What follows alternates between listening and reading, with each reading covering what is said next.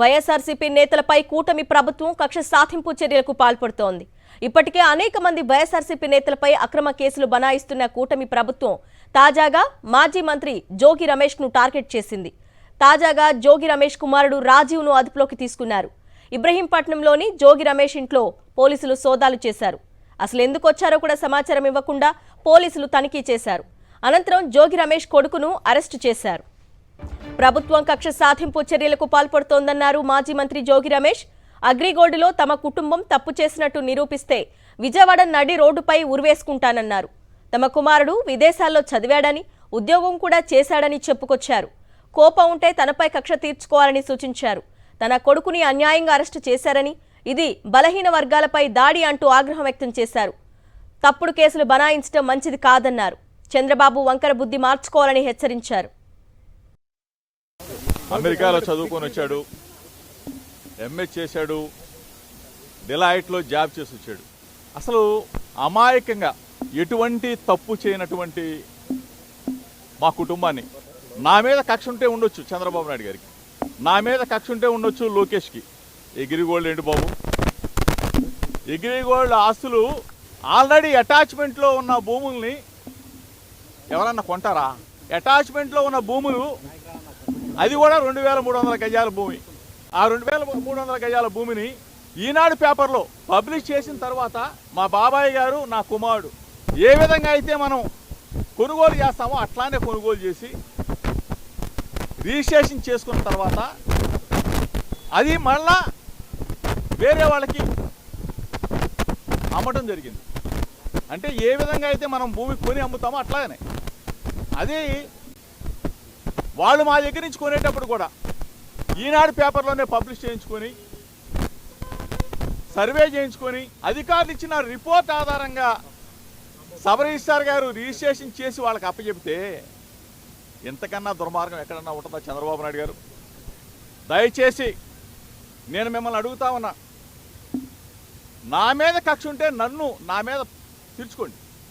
అంటే అభం శుభం తెలియని నా కుమారుడి మీద మీరు ఈ విధంగా కక్ష తీర్చుకునే కార్యక్రమం చేయటం న్యాయమేనా, మీకు ధర్మమేనా అని అడుగుతా ఉన్నా. దయచేసి ఆలోచన చేసుకోమని అడుగుతా ఉన్నా. ప్రభుత్వాలు వస్తూ ఉంటాయి, పోతూ ఉంటాయి. మీరు అధికారంలో ఉన్నారు, దయచేసి ఒకసారి ఆలోచన చేసుకోండి.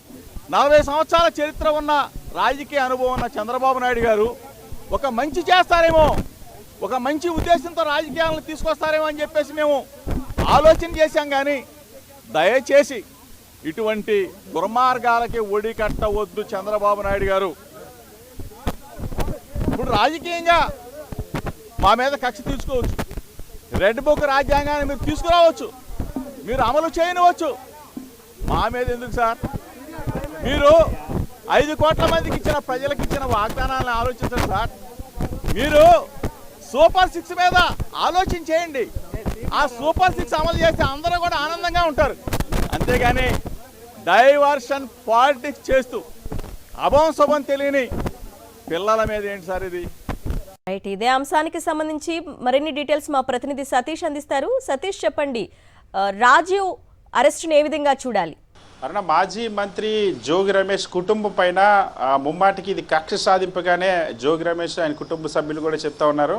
ఎందుకంటే వాస్తవానికి ఈ ఏదైతే భూమి కొనుగోలు అంశానికి సంబంధించి ఇది అగ్రిగోల్డ్ భూమి అంటూ ప్రచారం చేస్తున్నారో, వాస్తవానికి అది అగ్రిగోల్డ్ భూమి కాదు. ఏదైతే ప్రైవేటు వ్యక్తులకు సంబంధించినటువంటి భూమిని కొనుగోలు చేశారు జోగి రమేష్ కుటుంబ సభ్యులు.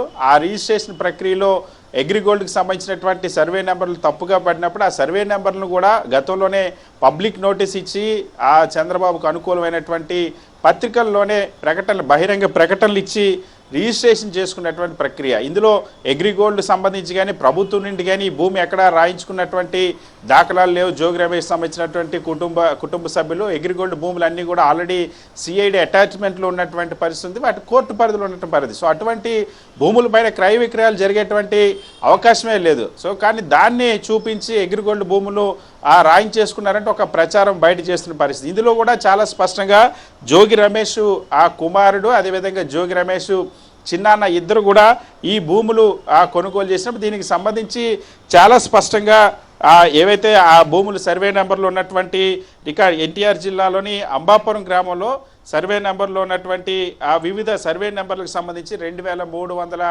గజాలకు సంబంధించినటువంటి భూమి ఇది. కేవలం ఒకటి జోగి రమేష్ కుమారుడు ఆ జోగి రాజీవ్ ఆ 1086 గజాలు, ఇంకొకటి 1074 గజాలకు సంబంధించినటువంటి భూములు కొనుగోలు చేశారు. ఇందులో భూములు కొనుగోలు చేయడం, అదేవిధంగా ఆ భూములను మళ్ళీ అమ్మకాలు జరపడం కూడా ఏవైతే సాధారణంగా దాంతోపాటుగా ఈ భూములు కొనుగోలుకు సంబంధించి ఏవైనా అభ్యంతరాలు లేదా వివాదాలు ఎవరికైనా ఉన్నట్టయితే ఖచ్చితంగా వాటిని నమోదు చేయాలనే అంశాన్ని కూడా చాలా స్పష్టంగా పేర్కొంటూ దీన్ని కొనుగోలు చేశారు. దాంతోపాటు సిఐడికి సంబంధించినటువంటి అటాచ్మెంట్లో ఉన్నటువంటి ఈ భూములకు సంబంధించి ఎప్పుడైతే సర్వే నెంబర్ తప్పుపడిందో దానికి సంబంధించినటువంటి కరెక్షన్ కూడా చేసుకున్నారు. సో ఈ భూమికి ఆ భూములకి కూడా ఎటువంటి సంబంధం లేదు. కానీ ఇది పూర్తిగా రాజకీయ కక్ష సాధింపులో భాగంగానే తన కుమారుని అరెస్ట్ చేశారన్న అంశాన్ని జోగి రమేష్ చెప్తా ఉన్నారు. అంతేకాకుండా ఇందులో నిజంగానే నేను అగ్రిగోల్డ్ సంబంధించినటువంటి భూములు కానీ కొనుగోలు చేసినట్టు నిరూపిస్తే బహిరంగంగా విజయవాడ నడిబొడ్డున ఉరి తీసుకోవడానికి కూడా సిద్ధంగా ఉన్నారని ఆ మాజీ మంత్రి జోగి రమేష్ ప్రకటన చేశారు. సో చాలా స్పష్టంగా ఇందులో కక్ష సాధింపు అన్నది చాలా స్పష్టంగా కనిపిస్తుంది అనేది జోగి రమేష్ కుటుంబం చెప్తుంది. ఎందుకంటే ఇందులో క్రయ విక్రయాలు జరిగినటువంటి భూమికి సంబంధించి ఎవరైతే గతంలో వీళ్ళు కూడా ఇంకొక ఆ ప్రైవేట్ వ్యక్తుల దగ్గర నుండి కొనుగోలు చేసినటువంటి భూమి ఇది. ఆ తర్వాత మళ్ళీ వేరుగా ఆ తర్వాత ఈ భూమిని మళ్ళీ వేరొకరికి అమ్మకం కూడా జరిపినటువంటి పరిస్థితి. ఇందులో ఎక్కడ కూడా ప్రభుత్వం నుండి తీసుకున్నట్టు కానీ లేదా అధికారాన్ని దుర్వినియోగం చేసి ప్రభుత్వ భూమిని తన వైపు రాయించుకున్నట్టు కానీ లేదా ఇదేదో అసైన్డ్ భూమికి సంబంధించినటువంటి వ్యవహారం కానీ ఏది కూడా కాదు. సో పూర్తిగా ఒక ప్రైవేట్ వ్యక్తి నుండి కొనుగోలు చేసి మళ్ళీ దాన్ని అమ్మకం జరిపినటువంటి పరిస్థితి. సో ఈ క్రయ విక్రయాల ప్రక్రియలో అది అగ్రిగోల్డ్ భూములు అంటూ ఎక్కడైతే సర్వే నెంబరు నమోదు చేసిన దగ్గర పొరపాటు జరిగిందో దాన్ని కూడా మళ్ళీ సవరించి లీగల్గా దానికి చట్ట ప్రకారం ఉన్నటువంటి ప్రక్రియను కూడా ఫాలో అయ్యి పత్రికల్లో బహిరంగ ప్రకటన ఇచ్చి దానికి అభ్యంతరాలను కూడా స్వీకరించి అన్ని చేసిన తర్వాత మాత్రమే రిజిస్ట్రేషన్ జరిగినటువంటి ప్రక్రియ ఉందని చాలా స్పష్టంగా జోగి రమేష్ కుటుంబం చెప్తుంది. ఇందులో కేవలం ఇది గతంలో ఏదైతే జోగి రమేష్ ఎమ్మెల్యేగా ఉన్నప్పుడు ఆ ప్రతిపక్ష నాయకుడు చంద్రబాబు నివాసం దగ్గరికి వెళ్ళి అప్పుడు అయ్యన్న పాత్రుడు మందలించమని చెప్పడానికి వెళ్ళినప్పుడు జరిగినటువంటి వివాదం ఏదైతే దాన్ని జోగి రమేష్ చంద్రబాబు ఇంటిపైనకి దాడికి వెళ్ళారని అంటూ ఒక ఇంప్రెషన్ ఒక ప్రచారం చేశారు. సో అది ఆ కక్ష సాధింపులో భాగంగానే ఇప్పుడు ఈ విధంగా చేస్తూ ఉన్నారనేది జోగి రమేష్ కుటుంబ సభ్యులు జోగి రమేష్ చెప్తున్నటువంటి పరిస్థితి. ఇవాళ ఉదయం నుండి కూడా వాస్తవానికి ఇందులో ఆ రిజిస్ట్రేషన్ చేసుకున్నటువంటి వాళ్ళు కానీ రిజిస్టర్ చేశారు, ఇంకొకరు రిజిస్ట్రేషన్ జరిపించుకున్నారు, మళ్ళీ వేరొకరికి కూడా విక్రయాలు జరిగినటువంటి పరిస్థితి. సో ఈ నేపథ్యంలో ఇది పూర్తిగా ముమ్మాటికి కూడా కక్ష సాధింపు ఆ చర్యగానే జోగి రమేష్ కుటుంబం భావిస్తుంది. దీనికి సంబంధించిన డాక్యుమెంట్స్ని విడుదల చేశారు, పత్రికా ప్రకటనలు కూడా ఓపెన్గానే అందరికీ చూపిస్తూ ఉన్నారు. ఇందులో అగ్రిగోల్డ్కి సంబంధించిన భూములే లేవన్న అంశాన్ని చాలా బలంగా చెప్తున్నటువంటి పరిస్థితి. అన్న సతీష్, పొద్దున్నుంచి సోదాలు కానీ రాజీవ్ అరెస్ట్ కానీ టీడీపీ అధికారంలోకి వచ్చిన తర్వాత కాదు బాగా వినిపిడుతున్న టాక్ ఏంటంటే అధికార దుర్వినియోగానికి పాల్పడుతోంది అన్నదానికి ఈ సంఘటన కూడా ఉదాహరణగా చెప్పుకోవచ్చా?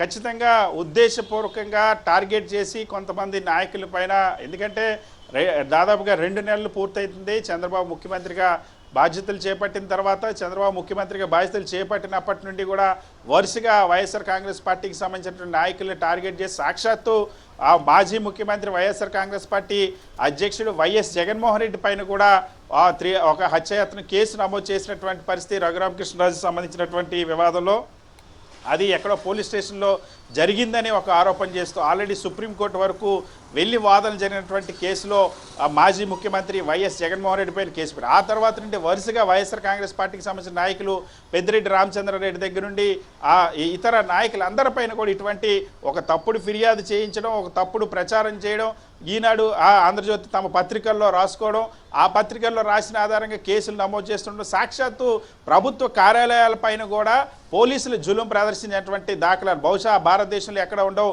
3 కార్యాలయాలను ఏదైతే ఫైబర్ నెట్ కార్యాలయాలను పోలీసులు స్వాధీనం చేసుకున్నారు, మైన్స్ ఏపీఎండిసి కార్యాలయాన్ని పోలీసులు స్వాధీనం చేసుకున్నారు, బెవరేజెస్ కార్యాలయాన్ని పోలీసులు స్వాధీనం చేసుకున్నారు. ఆఫీసర్ల మీద ఏ కేసులు ఉన్నాయో ఏ ఎఫ్ఐఆర్లు ఉన్నాయో తెలియకుండా మొత్తం ఆఫీసర్లను కూడా అరెస్ట్ చేసేందుకు ప్రయత్నించే కొన్నిసార్లు అదుపులోకి తీసుకోవడం, విచారించడం, అనేక విచిత్రమైనటువంటి చట్ట వ్యతిరేక ప్రొసీజర్స్ అన్నింటినీ కూడా ప్రభుత్వం ఫాలో అవుతున్న పరిస్థితి. సో ఇప్పుడు మొన్నటి వరకు మదనపల్లి సబ్ కలెక్టరేట్ కార్యాలయంలో అగ్ని ప్రమాదానికి సంబంధించి మాజీ మంత్రి పెద్దిరెడ్డి రామచంద్రరెడ్డి పిఎల్ పైన, ఆ తర్వాత ముందు సోదాలు చేయడం, తర్వాత కేసులు పెట్టడం, అంతా కూడా చాలా విచిత్రమైనటువంటి ప్రక్రియలో ఫాలో అవుతున్న ఆరోపణలు ఉన్నాయి. పూర్తిగా కక్ష సాధింపు చర్యలు అనేవి వైఎస్ఆర్ కాంగ్రెస్ పార్టీ నాయకులపైన రాజకీయ కక్ష సాధింపులు జరుగుతున్న అంశం చాలా స్పష్టమవుతుంది. ఇప్పుడు మాజీ మంత్రి జోగి రమేష్ కుటుంబం దగ్గర కూడా మొదటి నుండి మాజీ మంత్రి జోగి రమేష్ని టార్గెట్ చేస్తామని చెప్తూ వచ్చింది తెలుగుదేశం పార్టీ. తమ పత్రికల్లో కూడా జోగి రమేష్ టార్గెట్గా ఈ అంశాలకు సంబంధించి కథనాలు రాయించి ఇప్పుడు దానికి అనుగుణంగా అరెస్ట్ చేసినటువంటి పరిస్థితి. జోగి రమేష్ కుమారుడిని ఇందులో అరెస్ట్ చేసినటువంటి పరిస్థితి. ఒక ప్రైవేటు భూమి కొనుగోలుకు సంబంధించిన వ్యవహారంలో దీన్ని అగ్రిగోల్డ్ భూమిగా చూపించేటువంటి ప్రయత్నం, సర్వే నెంబర్లో జరిగినటువంటి పొరపాటు ఏదైతే దాన్ని ఆసరాగా తీసుకొని ఈ విధంగా కేసు ఒక బిల్డప్ చేశారన్నది, అక్రమ కేసు బిల్డప్ చేశారన్నది జోగి రమేష్ కుటుంబం చెప్తుంది. ఇది ముమ్మాటికి కక్ష సాధింపగానే తాము భావిస్తున్న అంశాన్ని చాలా స్పష్టంగా జోగి రమేష్ కుటుంబం చెప్తుందన్న. Okay Satish, thanks for the details. తన కొడుకును పోలీసులు అన్యాయంగా అదుపులోకి తీసుకున్నారని జోగి రమేష్ సతీమణి మండిపడ్డారు. కానీ నా బిడ్డని ఇలాగ అరెస్ట్ చేయడం చాలా బాధ అనిపిస్తుంది. వారికి బిడ్డలు ఉన్నారు కదా, ఇంత అన్యాయంగా అక్రంగా పడి అంచెలంచెలుగా పైకి ఎదిగిన వాళ్ళమే కానీ అన్యాయంగా అక్రంగా మేము తప్పు చేసిన వాళ్ళం కాదండి. ఇది అన్యాయమేనండి. అక్రంగా పెడితే మరి ఎవరు తట్టుకుంటారండి? కుటుంబం తట్టుకుంటుందా? తట్టుకోలేదు కదండి. మరి అందుకంటే మేమేం చేయగలం? ఉరేసుకొని చావడం తప్పితే ఏం చేయగలం?